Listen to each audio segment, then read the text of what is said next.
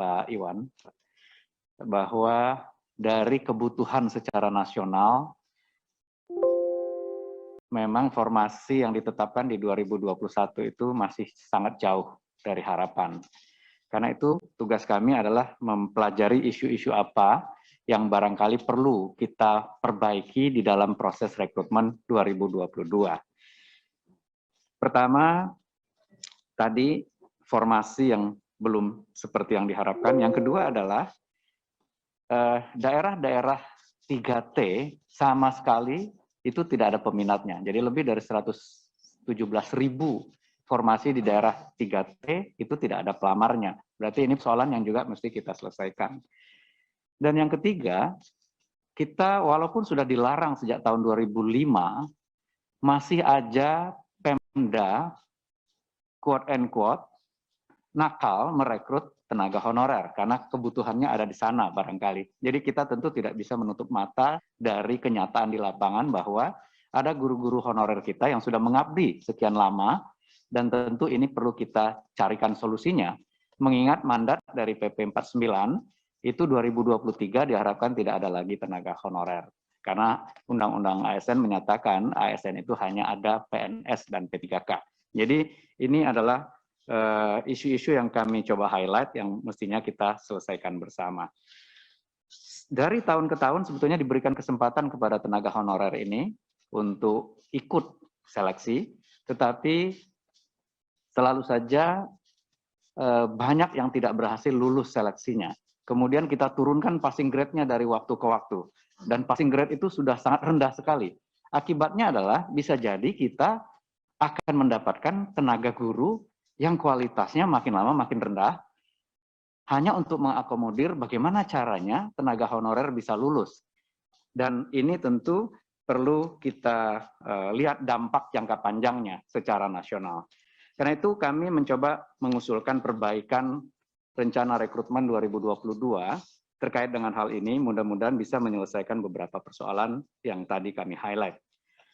Pertama, terkait dengan penetapan kebutuhan. Selama ini memang diusulkan oleh Pemda, ditetapkan oleh Kemenpan RB. Padahal secara nasional, tentu helikopter view-nya dimiliki oleh teman-teman di Kemendikbud-Ristek dan Kemenak dalam hal ini untuk guru agama. Karena itu kami sudah sepakat untuk tahun ini, penetapan formasi itu memberikan ruang kepada Kemendikbud-Ristek untuk memberikan jumlahnya sepanjang anggarannya bisa disetujui oleh teman-teman di Kementerian Keuangan. Dan tadi sudah disampaikan, sudah disediakan sebetulnya anggarannya sesuai dengan kebutuhan itu. Itu yang pertama. Jadi walaupun nanti Pemdanya hanya mengusulkan 10, kalau Kemendikbud merasa di situ butuh gurunya 100, ya kita akan tetapkan formasinya 100 karena anggarannya sudah disediakan. Begitu. Itu yang pertama, Ibu Pimpinan. Yang kedua, kita harus membedakan proses seleksi guru-guru honorer yang sudah mengabdi sekian tahun dengan rekrutan baru.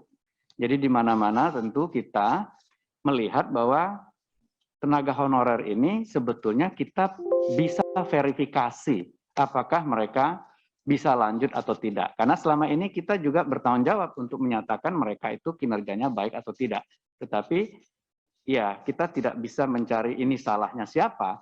Faktanya adalah mereka sudah mengajar, anak yang dididiknya lulus, naik kelas, dan kita tidak pernah menyatakan mereka kualitasnya jelek. Jadi kami dengan Kemdikbud sudah menyiapkan proses verifikasi saja untuk mengganti proses seleksi yang berupa tes yang sama seperti rekrutmen yang lainnya. Jadi kita akan membedakan proses rekrutmen dari guru yang sudah mengajar sebagai honorer, kalau nggak salah 3 tahun lebih ya Pak Iwan ya, kita udah sepakati tahunnya, tinggal diverifikasi, dan proses seleksinya kita akan bedakan dengan rekrutmen baru.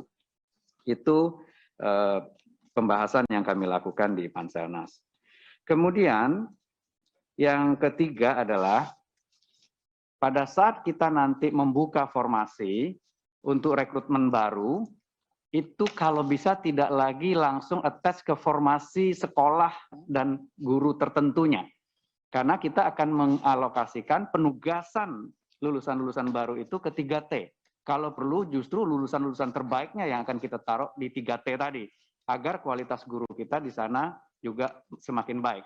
Tetapi tentu kami harus menyiapkan skim insentif atau benefitnya, dan kemudian juga mekanisme mobility-nya setelah 2 atau 3 tahun mereka kemudian ditarik untuk ditempatkan di tempat referensinya mereka. Jadi kita ingin penempatan itu diatur oleh negara karena ini adalah kebutuhan negara. Jadi orang tidak bisa hanya melamar ke tempat tertentu. Di mana-mana rekrutmen itu ya tugasnya pemberi kerja untuk menempatkan.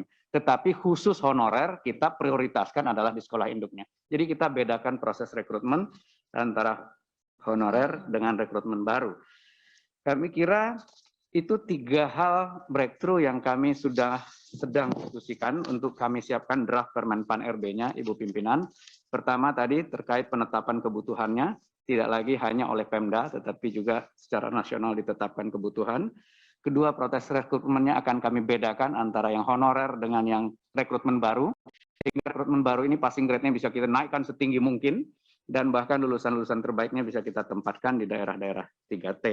Dan terakhir, proses penempatan tadi bisa dilakukan oleh kita, tidak hanya oleh pelamar yang sudah menetapkan formasi lamarannya di tempat-tempat tertentu. Kami kira itu tambahan sedikit, Ibu Pimpinan. Terima kasih. Assalamualaikum warahmatullahi wabarakatuh.